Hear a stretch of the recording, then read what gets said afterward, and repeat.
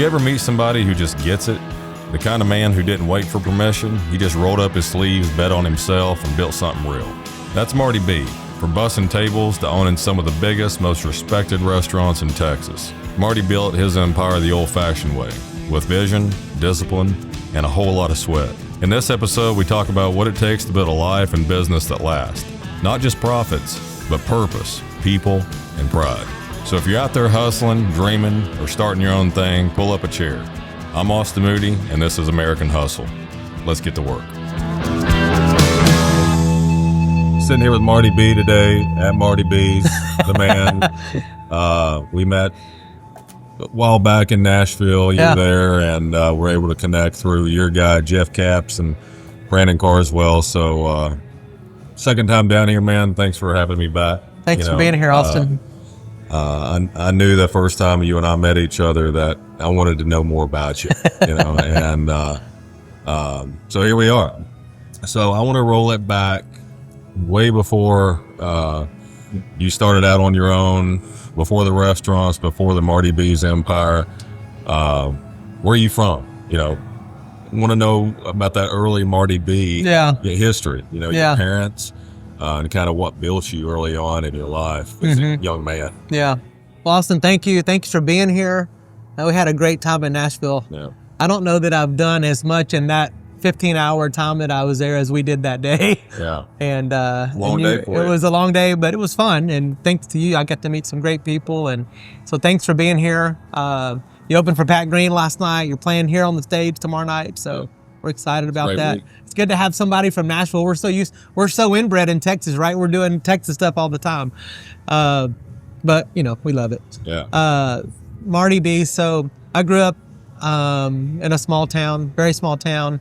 And I grew up as a fat kid, believe it or not. So I was picked on a lot and in grade school. And so learned pretty quickly how to defend myself from all the harassment and all the things that kids say to you at an early age. And then about junior high, I kind of grew into my fatness, and so that was interesting. And then it was in 1980. My parents got a divorce, and then that was kind of a pivotal moment in my life. My mom married a few times.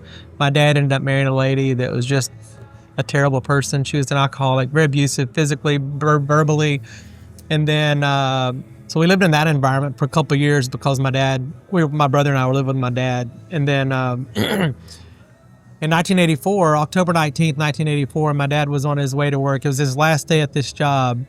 And a deer ran out in front of him, and he hit the deer, threw his car into a bar ditch. He leaned over in the seat, horseshoed a tree, crushed his spinal cord, and paralyzed him from the waist down. And so once that happened, of course, he was in the hospital for 6 months. And the day it happened, the school came and got my brother and I out of class and said that my dad had been in a very serious car accident. Wasn't sure if he was going to make it, that we could either stay in school or we could go home. We chose to stay in school. We didn't know the extent of my dad's injuries at the time, but shortly thereafter learned that he was paralyzed from the navel down. And he was going to be in the hospital for quite a while. My dad finally made it home, and my brother and I kind of became his primary caregiver. So we bathed my dad, we turned my dad in the middle of the night, we changed my dad, we cooked for my dad. We basically did everything for my dad for about 6 months. How old were you then? I was 12, and my little brother was 10, and so. Before my dad came back from the hospital, we were kind of migrating. We lived with cousins, we lived with aunts and uncles, kind of lived with a number of different people. And then about 6 months, maybe a year after my dad got home, he kind of got into a place where he was kind of starting to become more independent.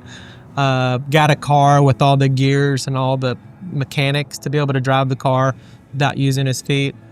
And got a job, and then we ended up moving to a town called Navasota, east of here, East Texas. And we didn't last there very long because we hated the school. My dad's, trying to get acclimated, and we're just miserable. And so my dad, even despite his condition, allowed my brother and I to move back to where we grew up, and moved in with my uncle. And which I can't imagine how difficult that must have been for my dad. You know, after that 2 years or a year and a half we'd spent with my dad, caring for him, and then he gains independence, and then all of a sudden his 2 prized possessions are no longer living with him. And so I think about that as a dad, you know, how unselfish that was of him to really focus on us and give us a healthy environment to be in. And we had always wanted to rodeo and rope, and my uncle did that. So he taught us how to rodeo, ride horses, break horses.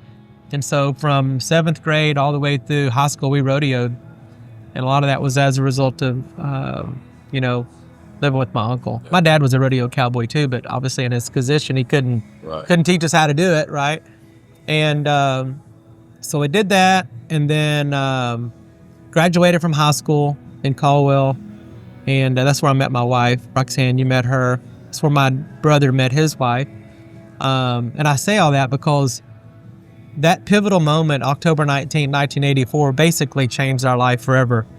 And because of the difficulty and the challenges of going through that. And then during that time, we were on welfare. And so my dad wasn't working because he was trying to get rehabilitated. And so 2 of the most humiliating moments in my life is when we would go to the grocery store and pay with food stamps. Back then it was a paper, it's paper, right? It wasn't a digital card like it is today. And so we would circle the grocery store waiting for no one to be at the checkout counter so we could pay with food stamps.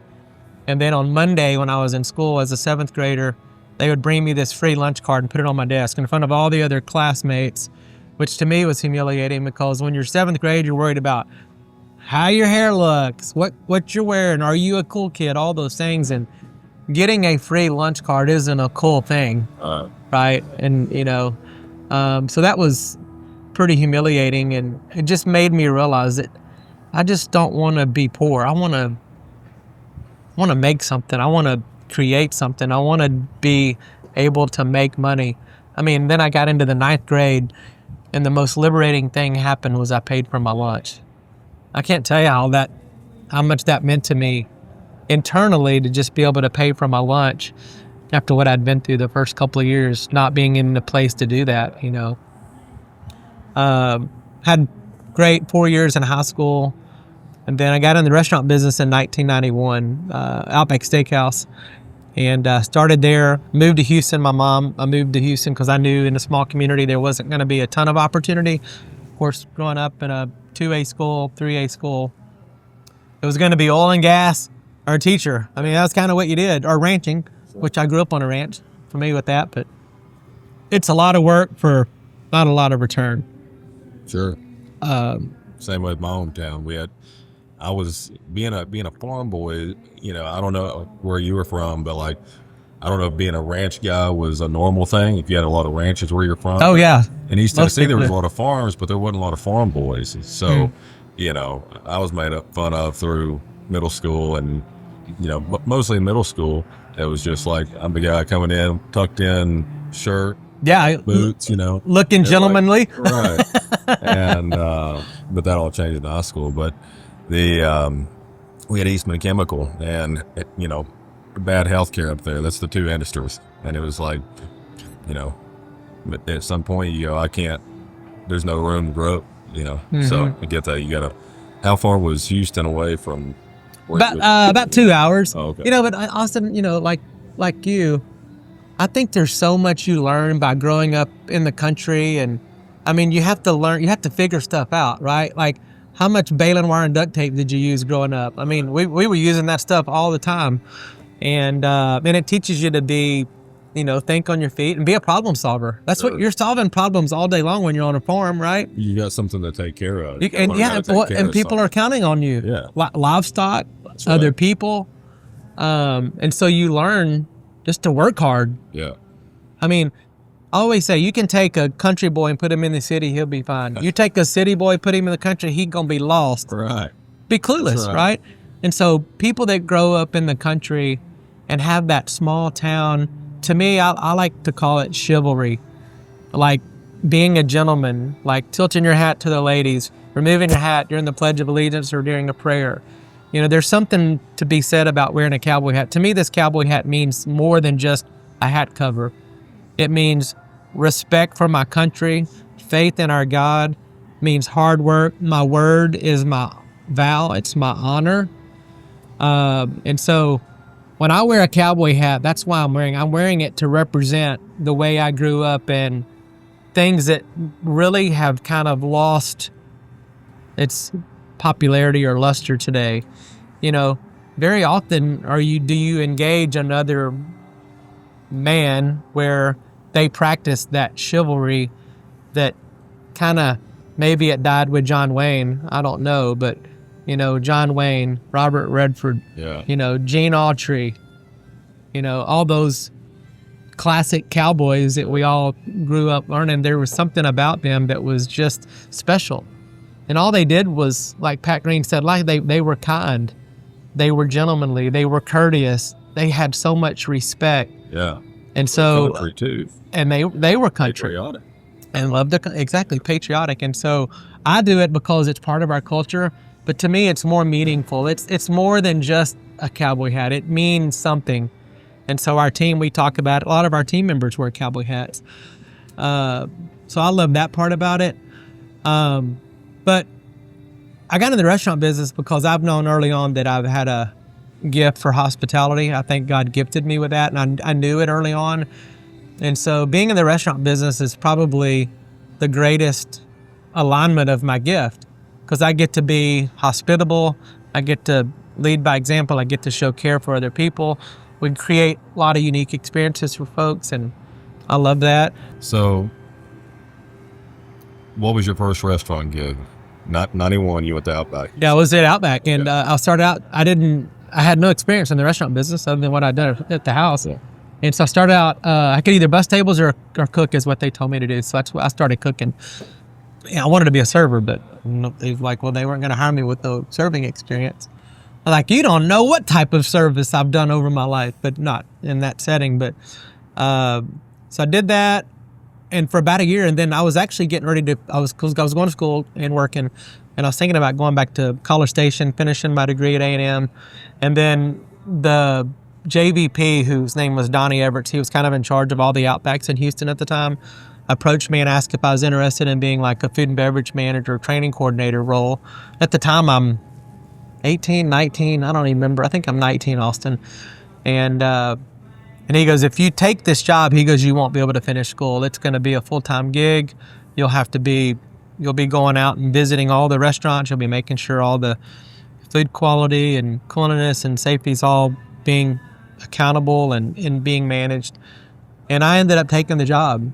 And from that point, I traveled around the country, opened up 20 Outbacks. I was a training coordinator, and then I maintained kind of standards of food quality at all the existing restaurants in Houston. I think we had 12 or 14, I can't remember. So I learned a lot about that, and I'm like 19, 20 years old, and I'm leading all these people, which to me is interesting because that guy saw something in me that no one else saw. Otherwise, why he would have put me in a position like that to be responsible for all these restaurants and opening these brand new markets, being 19, 20 years old. This was an awesome gift for me to be able to go and do that and prove, that I could do it. So I did that for 4 years. I was a manager for 3 years, a managing partner for 5 years. And then in 2003, I left Outback and came to work for a company here in Dallas called Cotton Patch. And I knew the original founder from my hometown, and he had a partner. They were 50 partners. And so I came to work for them. They had 9 restaurants at the time. They wanted to grow. They wanted to expand. That was my background. And so in the 13 years I was there, I grew them from 9 restaurants to 45 restaurants. And then in 2015, they did an exit. My last 5 years, I was vice president of operations. And so I helped me, the CFO and the CEO, we actually helped sell the company. We took the company to market, presented to 11 different private equity groups, and ended up selling to a group out of California, Altamont Capital. And so they took over Cotton Patch in January of 2015. I left in January of 16, and not so much on my own accord, if you know what I mean. I was kind of given an opportunity to sign this little piece of paper Right. with a little incentive to leave. Sure. And it was the greatest gift they ever gave me. And let me tell you, working for a owner or a founder ran organization versus working for private equity is a totally different thing. And I learned real quickly that private equity probably wasn't for me, at least not the way this organization was running it, because everything became about analytics and not about the people. And profit margin. And I'm a people guy. I want to know how my customers are doing. I want to know how my employees are doing. Yep. I genuinely care how their experience is. And the straw that broke the camel's back for me and for them is they took me out of operations my last year and put me in an office. Could you imagine me being in an office every day, all day? Austin, what about you? You grew up in the country. You wouldn't be you couldn't be in an office either. Biggest fear. You go crazy. And so I did. I went crazy. And within 6 months, I went to the emergency room 3 different times for kidney stones. I'd never had kidney stones up until that point. I've never had them since, because I was a caged gorilla doing something that wasn't in my skill set. That's not what I'm. So why'd they do it? It's a good question. I think mainly to kind of get rid of me. And what's interesting too is that when that happened, they cut my pay by 60% and reduced some of my benefits too. And their selling point was, well, we'll give you an opportunity to participate in an exit if things go well in the next 5 to 7 years. Well, can I tell you what happened? Things didn't go well. Sure. It went to shit. Service change. Yeah. Now, Food change. I'm not saying it's because of me, but I can tell you this: when I was there, it wasn't like that. The best year we ever had was the year 2015, the year they sold. So, do the math. So, you think the culture changed too? Like Totally, yes. Like when they. Well, let me tell you this: we had never had an HR department. You know why? Because we had good people. You hire good people, you don't need an HR. The reason HR companies exist, at least on the human capital side, there's a lot of good things HRs do. I mean, they onboard, they take care of benefits, they track vacations, they manage all of the administrative aspects of a employee. But what gives HRs a bad name is then they become the complaint department. Why do people complain at HR? Well, here's why. Most of the time, it's a result of hiring the wrong person.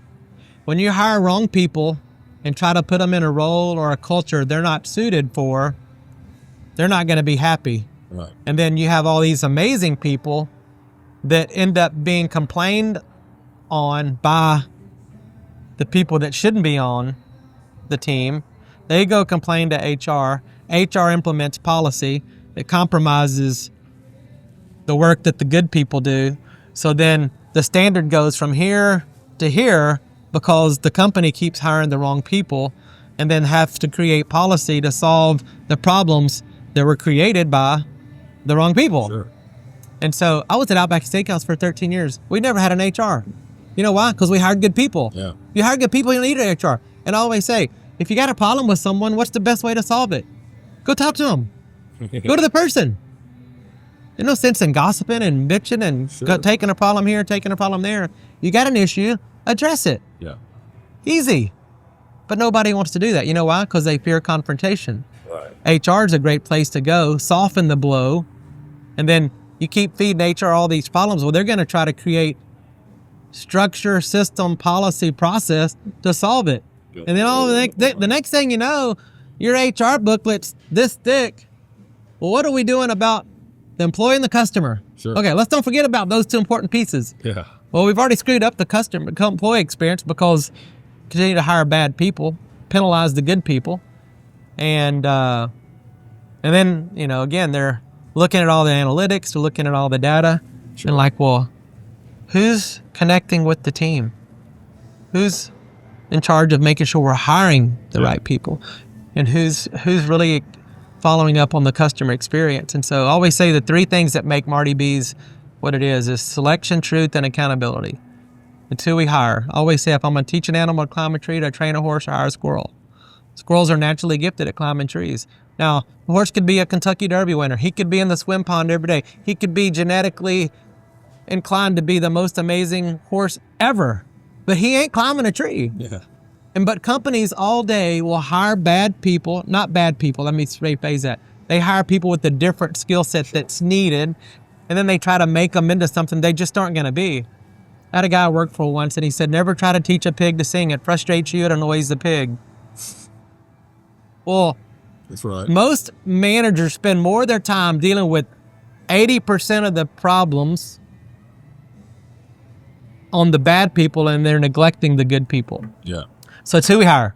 Number 2 is truth, right?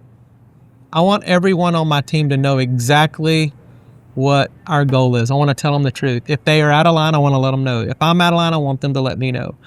But it needs to be reciprocated. We have to have a place where we can dialogue with one another, be respectful, but be truthful. And truth today is, it's fuzzy. And so I feel like being an organization that's focused on telling the truth gives us a huge advantage. And Matt and I talked about it earlier. We don't have a lot of drama here, and the reason we don't is because we deal with it head on. I mean, an employee comes to Matt the other day and says, hey, well, Ponch said this. I go, Matt goes, well, okay, well, let's go talk to Ponch. Oh, okay, well, if there's an issue that's important, let's go solve it. Yeah. If you're not interested in solving it, well, now you're part of the problem, right? Let's go solve the problem. No problem. Easy, right? And then accountability. Now, if you can have truth, but if you don't have accountability, that's meaningless. In fact, I would suggest that most companies that have a culture problem have a truth and accountability problem. And I would also suggest that most organizations today, if you ask big companies what the mission of the company is, or what do they do individually to contribute to the overall success and growth and vision of the company, I don't know if they could tell you. They may get sidetracked here or there, but I feel like we're pretty focused on it. We created our 10 Commandments to Amazing. 10 Commandments to Amazing is the drivers of all the things we do to create the culture, right? So number 1 is hospitality. Number 2 is personal grooming. Number 3 is speed of service, right? So we got all these things. It's on my TV screens. It's on that screen there. It's inside. Our staff sees it. They have to study it. They have to know it before they come to work here. So that's the action, right? So there's service and hospitality. Service is the steps. It's all the things we're doing. Greeted me on time, refilled my drink, took my order, got my order correct, brought my order on time, refilled my drink again, pre-bussed my table, brought me the bill. That's service. Hospitality is, how did we make you feel while we were delivering the service? So you can give me great service and make me not feel welcome. You don't look at me, you don't smile at me. In fact, what's the customer creed? Customer creed, look at me, smile at me, talk to me, thank me. Yeah. Pretty basic. Sure. But how many places do you go where they actually practice just those 4 things? Sure. So hospitality is, how do we make you feel? Maya Angelou says, no one remembers everything you've been told, but they always remember the way they made you feel. Right? Sure. So how we make people feel is the definition of hospitality. Absolutely. You're in the people business. We're in the people it's like business. being in the music business or any kind of business. You're in the people business. We're in the people business. That was my biggest fear when I was scaling my home service company was how do I train this culture? How do I keep this culture that I've started? And you had that thing that you started, and your culture and the way you are in the service that was one of my biggest fears, and what was the biggest thing holding me back from hiring was like, how am I going to do this? And, I learned, I think I had a good picker when I picked employees, but I was looking for who is this man, not how good is he pressure washing. Yeah. I can teach him how to pressure wash. Yes. But how's he make people feel? How's he talk to people? How are his mannerisms, and what is his reason for needing this job too? And why do you want to be here? So that was important to me. It's like you could teach somebody how to do anything. Yeah. A great one. Like you said, I go to a bunch of restaurants where it's like, yeah, I got my drink, I got my food, I got my bill, all the things, but it didn't make me feel warm and happy, And if they would have got a bigger tip, or I would have wanted to go back. Mm-hmm. It made me feel like a regular, guest. So how did you create the culture through your employees? Like, what you have inside of you, how do you implement that into? Yeah, that's a good question. So at the beginning, I was just said I want to hire people that have heart, that like have genuine care and concern for other humans, and just kind of like what you said, you're looking to hire the right personality, kind of the right mindset, if you will. And then if you hire those people, then the culture's a lot easier, because really you teach culture by example. And so the best way we do that is, Matt, myself, Dale, we have 14 managers here, so we're all practicing what we preach. You're going to see a manager here sweeping the floor. You're going to see them busting tables. You're going to see them helping servers. You're going to see them running checks. You're going to see them running food. Well, we're doing that because we want our team to duplicate exactly the way we do it. That's how we create culture. It's through duplication, or through repetition. Yeah, repetition and just seeing the way we do it. Yeah. And so been open 8 years. The first 5-6 years I was here, I was basically running this place for 5 years. And then I hired Matt 5 years ago. Well, the last 3 years, I'm just here for show, really. Matt takes care of the business. And then I'm really here for vision, culture, creativity, and concept creation. Those are the 4 things I bring to the table. And so I create all the brands, I create the food menu. I'm culinary gifted. I can do food. I don't call myself a chef. I just think I'm a good cook. Because to me, being a good cook means you can make great food, but then you gotta do it where it's duplicatable. Mm-hmm. A chef, all the things they do isn't always highly duplicatable and easier to do. That's why most the super foo high-end restaurants have less seats. I have 1,200 seats. Yeah. I can't be like, it's got to be fast, right? And it's got to be delicious. So we have to be mindful of that, and in most of the restaurants. But so, what was the moment like after you were done with private equity, corporate America type stuff? Like you said, I'm gonna go all in and go out of my own. Like that is. What was that moment? Yeah, that's a great question. So the first 3 months, I didn't do anything. I was heartbroken. I was disappointed. As men, we put our identity in our jobs. So much of our identity is in what we do as a career. In fact, I have a friend, his name is Jason Adams, and that's what he does. He helps professional athletes transition from being an athlete to normal, whatever that looks like for them. And that's hard, because they go from having all this fame and notoriety and all this income to now they're like, well, that's just Joe Smith, right? So they struggle with that. But the thing was, once I left and I didn't do anything for 3 months, then I started consulting. And so I was going to Shreveport a lot, and I was helping a guy open a new restaurant. And I did that for 2 months. And then from there, I met a guy that had 5 restaurants, and he wanted me to come in and kind of help him put systems and processes together, which I did. And then from there, I went to work for a plumbing company, did the same thing. A waste management company did the same thing. Concrete cutting company did the same thing. And what I learned is that all businesses are the same. The only difference is what you're selling. A business is a business. You have expenses, you have revenue. That's a business. Okay? You either have a lot of expenses and not a lot of revenue. That's not a good business. Or you have a lot of revenue, not as many expenses. Okay, that's a great business. But it's all the only thing's different is what you're selling. And so in May of 16, I'm out riding my bike one day, and Bill, my buddy, says, "You know what we need around here?" Oh, what? He goes, "Barbecue place." I go, "That's a damn good idea." That's kind of how it started. And then we opened, so we put it all together, and like everything you're seeing out here, this was all raw land. Even where my coffee shop, there was a creek bed going through here. It was heavily wooded. Dang. The front parking lot, all this over here. So I have 23 acres out here. But when I first I bought 2.2 acres. So wherever you see concrete is what I started with. On Marty B's parking lot. And that was just a result of asking my architect, what's the least amount of space I need to build this? And he goes, 2.2 acres, which I needed that answer because I didn't have any money to do any more. And that original parking lot parks 88 people. Well, fast forward to today, I now have 488 parking spaces, and we have 150 employees working on a Friday or Saturday night. So Friday night, we'll have 150 employees. Well, that's why I have them parking way over there. So I have these other 488 spaces available for the customer. And I've learned every time I add parking, I do more business.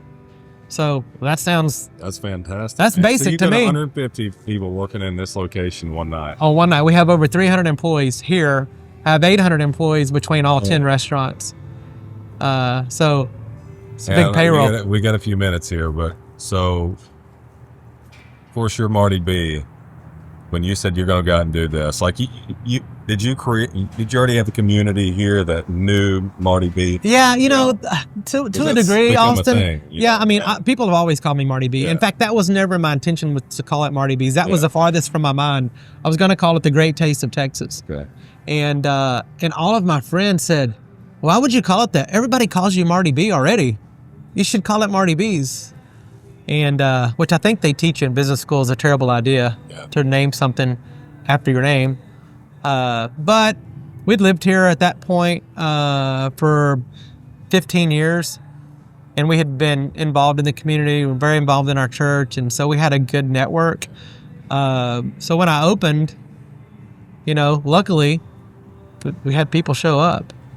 And then, when I opened, we didn't have this kitchen. This wasn't here. The rooftop wasn't done. Restrooms weren't here. I mean, it was pretty. I think I sat when I first opened like 360 people. Well, I've added all this seating over time. Wow. And so it's just been, I think this past year, I did 3 times what I did my first year in 8 years. Tripled the volume from my first year. But this is the original build. This is the build original. It this big, going what build well, it. Yeah. Certainly, my goal is I hope that we could fill it up. But in the beginning days, you're just so focused on I just got to get open. Yeah. I was only focused on that, and I gave everything I have worked for my whole life to this business. I mortgaged my house, mortgaged my ranch, mortgaged all my vehicles. We took out $200,000 worth of credit card debt. I had nothing. I had zero left to give.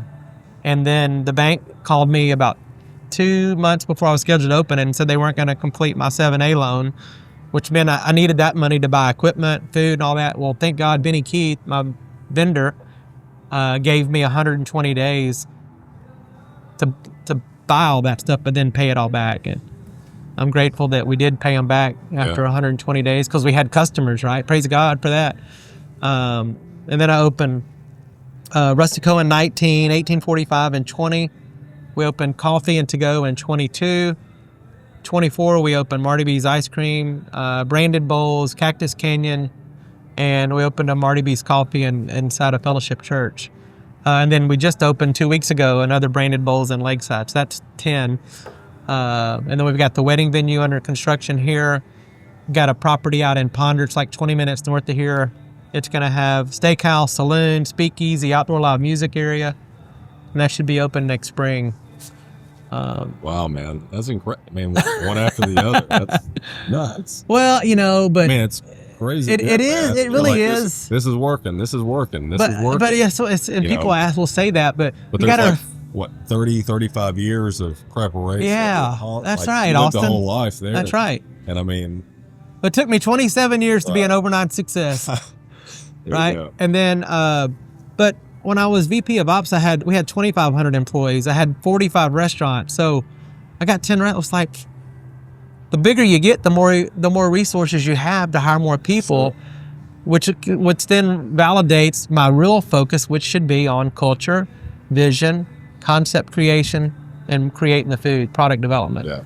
And that's really what I try to focus on. So when I'm out and about, I'm trying to do that. I'm trying to do things that only I can do, like only Marty B can do a podcast with Marty B, right? And there's a lot of things that only I can do. And so I try to focus on those things. And if I'm doing something that somebody else that works for me should be doing, then that's wasting my time. Right. You know what I mean? Sure. So God gives us all the same amount of time each day, and try to put as much in it as I can. Absolutely. So if you kind of round this off, I know we got to get you out of here. If you could go back to when you were a young blue collar kid and rodeo guy, like for other young blue collar entrepreneurs out there, like what's one piece of advice you would give your younger self? Yeah, I think most people underestimate planning their life and overestimate the planning and underestimate the action. Most people have a relative plan, but they fail to take the action. So my approach is ready, fire, aim. I'm going to take the step. I don't know where I'm just going to, Psalm 119, 105. The word is a light unto my feet, right? He says feet for a reason. You take the step, he lights the path. You take a step, he lights the path. If God gave us the whole entire path in its entirety and we saw the whole thing, it might scare us, right? So just have the courage. Take a step. God will light the path. Take a step. Even though if you don't know where, just take the step. Yeah. And I believe I think God honors entrepreneurs because it requires faith. What is faith? Taking a step towards an unknown outcome. That's faith. I don't know, right. God, I don't know what your plan is for me. I don't know where you get what your direction is, but I know I'm going to trust you. I'm going to take this step. I didn't know anything about coffee when I opened a coffee. I don't know anything about ice cream. I don't know anything about a wedding venue. But I take the step. God will put the right people in my place. And then I had a call today with a guy. He has 45 wedding venues. Well, that's probably a good person to talk to from someone that doesn't have but one and it's not even open. Okay, well, how did that happen? Because God is honoring my faith and the action. Phil McGraw wrote a book called Life Strategies, 3-word takeaway: life rewards action. Most people overestimate the planning, underestimate the action. That's what I would say. Take the action. It's like, God, please give me direction. Please tell me what to do. Yeah, well, you're playing for direction. You're in the parking lot. Your car is in park, and you're asking for God's direction. Well, if you put the car in drive, proceed down the street, start praying for direction. Okay, he might start talking to you. He ain't going to say anything to you. If your car is in the parking lot, in park, put it in D. Go. Okay, now I'm starting to know which direction to go.